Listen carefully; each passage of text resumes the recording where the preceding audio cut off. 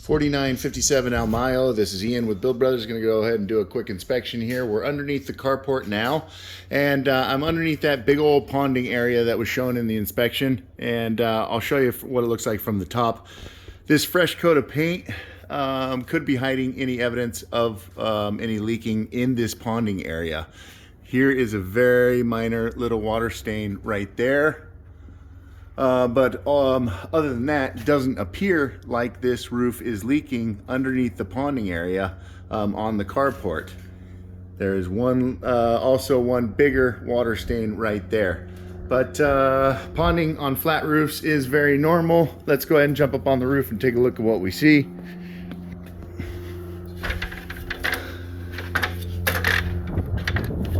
We got a modified bitumen torch down roofing material in good condition. I wouldn't say it's new condition, but I would say it's good condition.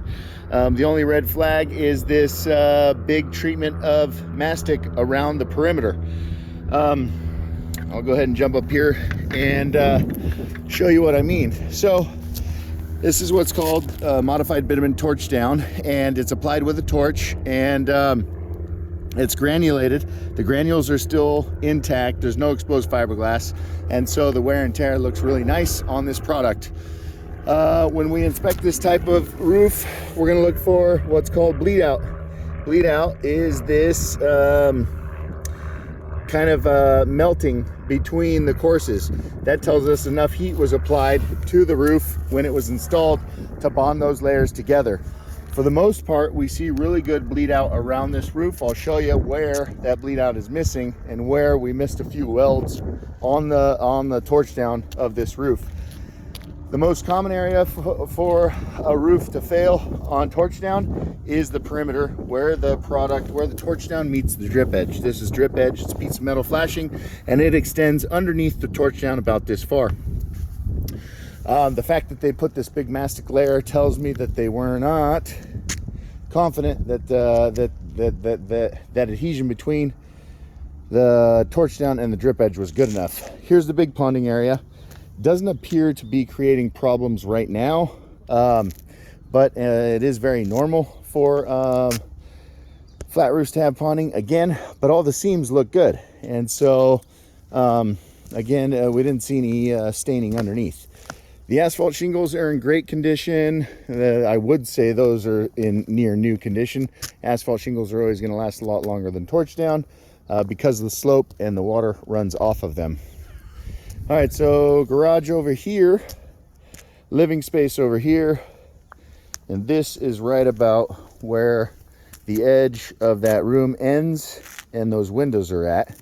I did find some water droplets on the frames of those windows as well. So I start looking around. It's got a nice slope to it, so no ponding water sitting on this roof. That's the number one issue when we're talking about flat roofs. And so then I got to start looking around. Where the heck can the water be getting in? Up here, this roof looks good. Here, the bond between the torch down and the drip edge looks good. The type of metal they use is called bonderized. Bonderized is an etching of the metal that allows for the torch down to stick better to the bonderized. There's a few little things that I could nitpick, like there's an exposed nail that could create some problems in the future, but that's not what I think is creating the problem on this roof. Again, condition is good. The shingles look professionally installed. Flat roofs are always require a lot more experience to get them done right than shingles. Shingles are kind of entry level for roofers. We come down here, and that's a bad seam. Okay, so this is at the ridge of this low slope roof, so it would take some serious wind driven rain for water to get up in there, but it is possible. So there's bad weld number one, and then we find two more. If you look at this roof, where would it be the hardest to get? You got to melt the underside of this product and then stick it down. Well, we come underneath this overhang, and here's a really bad one, and here's a really bad one. Now this is not over the living space, this is over the overhang. That is right over the exterior wall. So could that water be running sideways once it gets in there? Yes. I'm looking around for other bad welds and I haven't found any yet. The decking, that white ceiling inside the living space is very odd.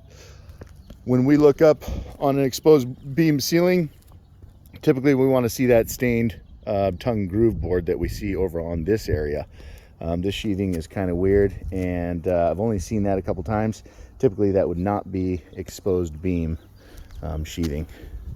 So based on what I'm finding up here, I'm not going to recommend a full re-roof. I think we just need a few more of these seams repaired.